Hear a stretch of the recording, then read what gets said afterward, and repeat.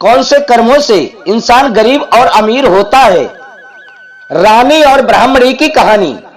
राधे राधे, जय श्री कृष्णा। प्रिय मित्रों, एक बार पुनः स्वागत है आप सभी दर्शक बंधुओं का आपके अपने चैनल दर्पण ज्ञान गागर यूट्यूब चैनल में। प्रिय दर्शक बंधुओं, आज की वीडियो में जो हम आपको कहानी सुनाने जा रहे हैं, ये कहानी एक रानी और ब्राह्मणी की है। ये कहानी बहुत ही ज्ञानवर्धक व प्रेरणादायक है। प्रिय मित्रों, ये कहानी आपको बहुत ही अच्छी सीख दे करके जाएगी। कहते हैं कि इंसान को कौन से कर्मों से गरीबी मिलती है, अर्थात किन कर्मों के द्वारा इंसान दरिद्र हो जाता है। जो ये कहानी आपके लिए बहुत ही शिक्षाप्रद होने वाली है। इसलिए प्रिय दर्शक बंधुओं, आपसे हमारा निवेदन है कि हमारी इस कहानी का एक एक शब्द बड़े ही ध्यान से सुनना। कहानी शुरू करने से पहले प्रिय मित्रों, आपसे एक निवेदन करता हूं कि यदि आपने अभी तक हमारे चैनल को सब्सक्राइब नहीं किया है तो प्लीज आप हमारे चैनल को सब्सक्राइब अवश्य कर लें, क्योंकि आपका एक सब्सक्राइब हमारे लिए बहुत ही महत्वपूर्ण है। तो बने रहें बिना स्किप किए हमारी इस वीडियो के अंत तक। तो आइए प्रिय मित्रों, आपका अधिक समय नष्ट ना करते हुए देखते हैं इस प्रेरणादायक कहानी की ओर। प्रिय दर्शक बंधुओं, एक समय की बात है, विदर्भ देश में सतकृत नाम के एक राजा रहा करते थे, जो कि बहुत ही धर्मपरायण व प्रजापालक थे और सत्य प्रतिज्ञ राजा थे। मेरे कहने का तात्पर्य ये है, वो राजा बहुत ही आदर्शवादी थे। धर्म पूर्वक अपने उत्तरदायित्व का पालन करते हुए उनका बहुत सा समय सुखपूर्वक व्यतीत हो गया। तदर्पर साल्व देश के राजाओं ने उनके विदर्भ नगर पर आक्रमण कर दिया और उसे चारों ओर से घेर लिया। अपनी नगरी को शत्रुओं से घिरी हुई देख करके विदर्भ राज विशाल सेना अपने साथ लेकर के युद्ध करने के लिए आए। शाल्व देश के शत्रुओं के साथ राजा का भयंकर युद्ध हुआ और साल्वों की बहुत बड़ी सेना मारी गई, परंतु अंत में विदर्भ राज भी उनके हाथों से मारे गए। मंत्रियों सहित उस महावीर राजा के मारे जाने पर मरने से बचे हुए सैनिक भाग खड़े हुए। उस समय विदर्भ राज शतरथ की एक पत्नी पतिव्रता स्त्री थी। वह अत्यंत शोकग्रस्त होकर रात के समय राजभवन से निकलकर पश्चिम दिशा की ओर भाग खड़ी हुई। प्रिय दर्शक बंधुओं, उस समय वह रानी गर्भवती थी। प्रिय दर्शक बंधुओं, उस समय वह रानी गर्भवती थी और सवेरा होने पर धीरे धीरे मार्ग से जाती हुई उस साध्वी रानी ने बहुत दूर का रास्ता तय कर लेने के बाद एक स्वच्छ तालाब को देखा और वह उसके किनारे छायादार वृक्ष के नीचे बैठ गई। प्रिय दर्शक बंधुओं, भाग्यवश उसी निर्जन स्थान पर वृक्ष के ही नीचे पतिव्रता रानी ने उत्तम गुणों से युक्त शुभ मुहूर्त में एक पुत्र को जन्म दिया। इसके बाद अत्यंत प्यास से व्याकुल होकर वह सुंदर अंगों वाली रानी पानी पीने के लिए जलाशय में उतर गई।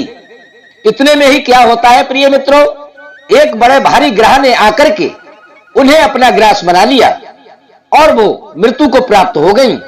वह बालक पैदा होते ही अपने माता पिता से हीन हो गया और भूख प्यास से पीड़ित होकर के उस सरोवर के किनारे जोर जोर से रोने लगा।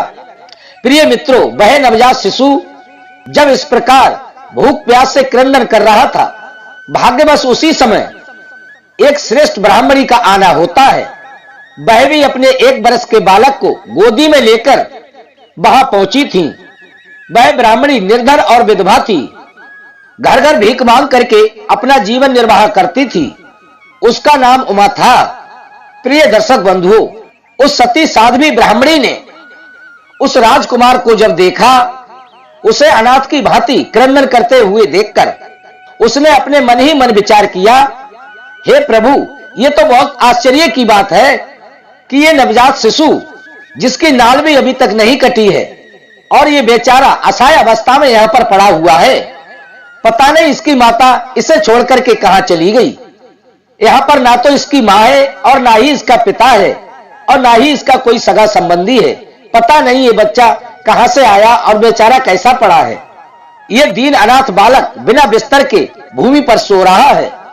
पता नहीं ये किसी क्षत्रिय का पुत्र है या किसी शूद्र का, या वैश्य का बालक है या ब्राह्मण का। इसका निश्चय कैसे किया जाए। मैं इस शिशु को उठाकर अपने सगे पुत्र की तरह अवश्य ही पालन पोषण कर सकती हूं, परंतु ये किस कुल का है, ये ना जानने के कारण इसे छूने का साहस नहीं होता। प्रिय दर्शक बंधुओं, वह पतिव्रता ब्राह्मणी जब इस प्रकार कह रही थी और अपने मन में खड़ी खड़ी विचार कर रही थी, उसी समय कोई सन्यासी महात्मा वहां पर घूमते हुए पहुंच गए। वे ऐसे जान पड़ते थे मानो साक्षात भगवान महादेव हों। उन महान संत ने उस स्त्री से अपनी करुण वाणी में कहा कि हे ब्राह्मणी, खेद ना करो, हृदय की संशय प्रीति दूर कर इस बालक की रक्षा करो, इससे तुम्हें अतिशीघ्र परम कल्याण की प्राप्ति होगी। प्रिय दर्शक बंधुओं, इतना कहने के बाद वो दयालु भिक्षु तुरंत वहां से चले गए। उनके जाने के बाद ब्राह्मणी ने विश्वास पूर्वक उस बालक को लेकर अपने घर की ओर प्रस्थान कर दिया। उस राजकुमार का ब्राह्मणी ने अपने बेटे के समान पालन पोषण किया। एक चक्रा नामक नगरी में उस ब्राह्मणी का घर था।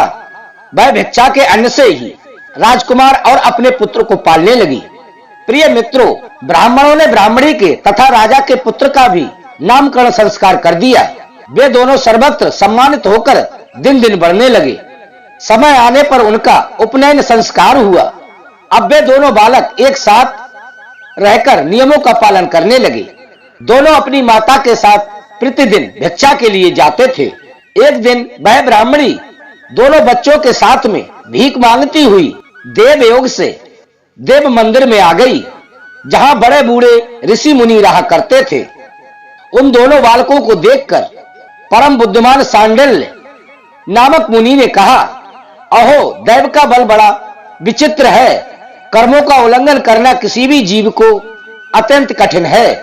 देखो ना, ये बालक दूसरी माता की शरण लेकर भिक्षा से जीवन निर्वाह कर रहा है। इस ब्राह्मणी को ही अपनी श्रेष्ठ माता के रूप में पाकर ब्राह्मण बालक के साथ ब्राह्मण भाव को प्राप्त हो गया है। सांडिल्य मुनि का यह वचन सुनने के बाद ब्राह्मणी को बड़ा ही विस्मय हुआ। उसने भरी सभा में मुनि को प्रणाम करके पूछा कि हे मुनिवर, एक सन्यासी के कहने से मैं इस बालक के लिए अपने घर पर ले आई।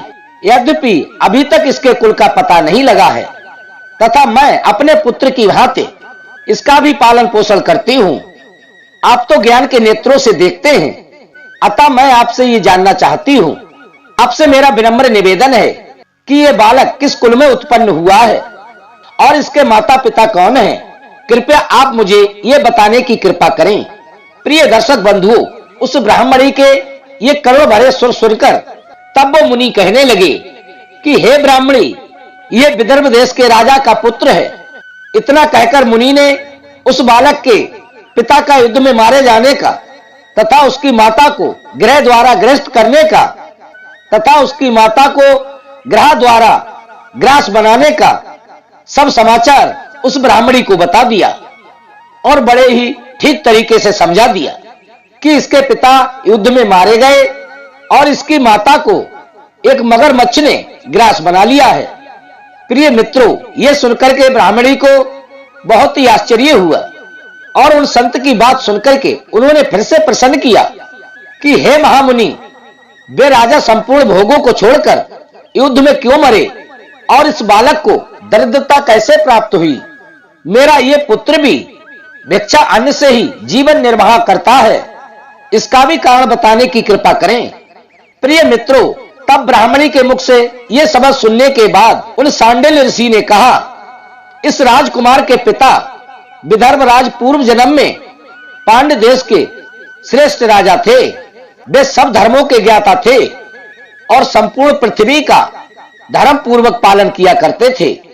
एक दिन प्रदोष काल में राजा भगवान शंकर का पूजन कर रहे थे और बड़े भक्ति भाव से त्रिलोकीनाथ महादेव की आराधना करते हुए उनकी आराधना में मग्न थे।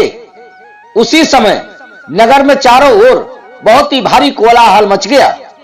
उस उत्कट शब्द को सुनकर राजा ने बीच में ही भगवान शंकर की आराधना छोड़ दी और नगर में क्षोभ फैलने की आशंका से राजा राजमहल से बाहर निकल गए। और उसी समय राजा का महाबली मंत्री शत्रु को पकड़ करके उनके समक्ष ले आया। वह शत्रु पांडे राज का ही सामंत था। उसे देखकर राजा ने क्रोध पूर्वक उसका मस्तक कटवा दिया। भगवान शंकर की पूजा छोड़कर नियमों को समाप्त किए बिना ही राजा ने रात में ही भोजन भी कर लिया था। इसी प्रकार राजकुमार भी प्रदोष काल में शिवजी की पूजा किए बिना ही भोजन करके सो गया। इसलिए हे ब्राह्मणी, दूसरे जन्म में विदर्भराज हुआ था। शिवजी की पूजा में विघ्न होने के कारण शत्रुओं ने उसको सुख भोग के बीच में ही मार दिया। पूर्व जन्म में जो उसका पुत्र था वही इस जन्म में भी हुआ है। शिवजी की पूजा का उल्लंघन करने के कारण ये दरिद्रता को प्राप्त हुआ है। इसकी माता ने पूर्व जन्म में छल से अपनी सौत को मार डाला था। उस महान पाप के कारण ही वह इस जन्म में ग्रह के द्वारा मारी गई। इसलिए हे ब्राह्मणी, ये तुम्हारा पुत्र पूर्व जन्म में उत्तम ब्राह्मण था। इसने सारी आयु केवल दान लेने में बिताई है। यज्ञ कार्य सत्कर्म इसने नहीं किए हैं, इसीलिए ये दरिद्रता को प्राप्त हुआ है। प्रिय मित्रों, इसी तरीका से उन महामुनि ने ब्राह्मणी को समझाया और कहा कि हर इंसान के लिए पूर्व जन्म के संस्कार से ही उसे दूसरे जन्म में सुख की प्राप्ति होती है और वह धनवान होता है। अगर पूर्व जन्म में वो पुण्य धर्म नहीं करता है, किसी को दान नहीं देता है और बेमतलब किसी को कष्ट देता है, निर्दोष प्राणी की हत्या कर देता है, तो उसे अगले जन्म में वो उसे अवश्य ही भोगना पड़ता है और सारी जिंदगी उसे गरीबी में बितानी पड़ती है, अर्थात वह बहुत बड़ा दरिद्र हो जाता है। इसीलिए कहते हैं कि आज का अच्छा कर्म ही भविष्य के लिए अच्छा फल देता है और आज का बुरा कर्म ही भविष्य के लिए बहुत बुरा फल देता है। आज का अच्छा कर्म ही भविष्य में सौभाग्य बन जाता है प्रिय बंधुओं, और आज का बुरा कर्म ही भविष्य में दुर्भाग्य बन जाता है। तो प्रिय दर्शक बंधुओं, इस कहानी से यह शिक्षा प्राप्त होती है कि मनुष्य पूर्व जन्म के संस्कारों व पुण्य कर्म से ही अगले जन्म में सुख को प्राप्त करता है और वह धनवान बनता है, और पूर्व जन्म के पापों व बुरे कर्मों से ही अगले जन्म में इंसान दरिद्रता को प्राप्त होता है। प्रिय मित्रों, तो ये कहानी हमें यही सीख देती है कि अगर अपना अगला जन्म सुख और चैन से व्यतीत करना चाहते हैं, अगले जन्म में यदि धनवान बनकर रहना चाहते हैं, तो इस जन्म में पुण्य, सत्कर्म, निर्बल दीन असहाय लोगों की सहायता और धर्मदान के कार्य खूब करें, ताकि आपका अगला जन्म सुख और शांति से व्यतीत हो सके। तो प्रिय दर्शक बंधुओं, कैसी लगी आज की हमारी ये कहानी? यदि अच्छी लगी हो तो वीडियो को लाइक करें, अच्छे कमेंट करें, और अभी तक आपने हमारे चैनल को सब्सक्राइब नहीं किया है तो प्लीज आप हमारे चैनल को सब्सक्राइब अवश्य कर लें। इसी के साथ प्रिय दर्शक बंधुओं, राधे राधे, जय श्री कृष्णा।